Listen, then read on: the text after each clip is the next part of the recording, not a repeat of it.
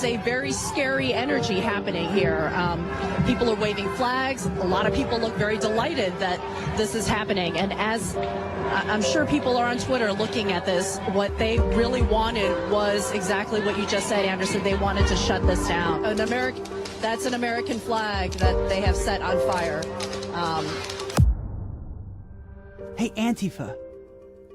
What the fuck are you doing? And I mean that in a very fundamental way. Why so malicious? Because I do not understand why anyone in the domain of politics would find these tactics useful. After the fire died down, 40 minutes later, protesters rushed towards the front of the building. Take a look at all of this chaos. Let me just give you one point of contact, something you might be able to take away from this. Your biggest problem in life is that certain people, and in this case Milo, talk about ideas you disagree with in buildings. But Antifa, when Milo talks about his ideas, you can still do whatever it is you want to do.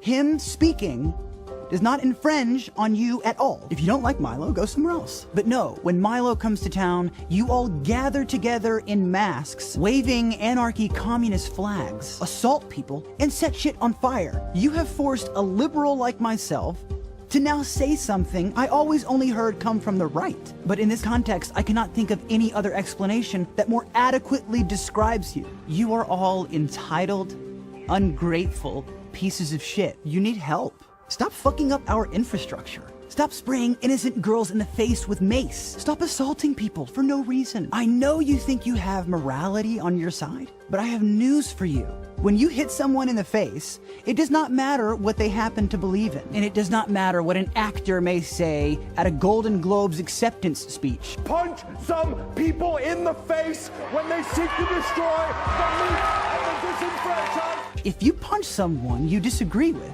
you're the idiot. But even more so, you're weak. Do you know what the sign of a weak person is? Someone who cannot handle their emotions. We all know the psychology of a bully. The bully bullies because they're hurt and they don't know how to handle that hurt. So they lash out and start tantrums. And you are all one unified sect. Just an organized tantrum.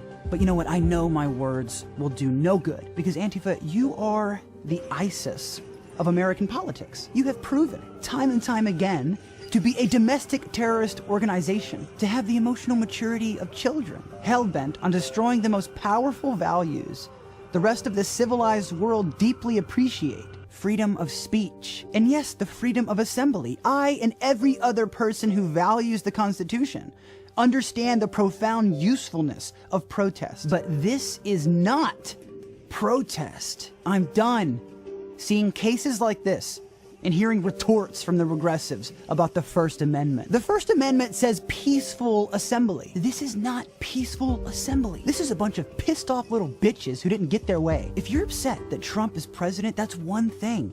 And we can have a conversation about that. But in what world does assaulting people formulate any kind of progress? You are the reason for so many Trump supporters. You are turning anti-Trumpers into Trumpers because no one likes you guys. You must realize that by behaving this way, you profoundly diminish any semblance of support anyone might have been willing to give you. You're all just an amalgam of the worst parts of what it means to be human. And the worst part is that you think you're the good guys. You think you have morality on your side. But Antifa, scrap anti from your name and just leave fascist because your behavior is fascist. And if you disagree, let's talk about it. Oh, but wait. No, you guys don't talk at all. And when you do, it's merely obscenities and mindless drivel. You're social justice warriors on crack.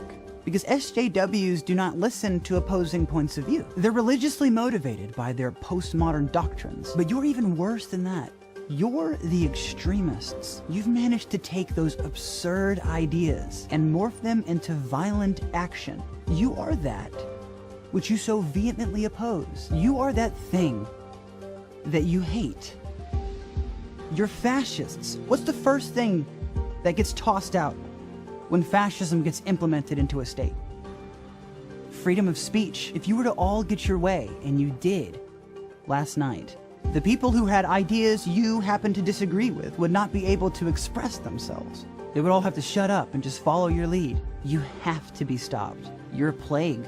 Well, I certainly have no intention of bowing down to hysteria. So while you're looting and rioting over people talking in a building, I will be with the rest of the civilized world,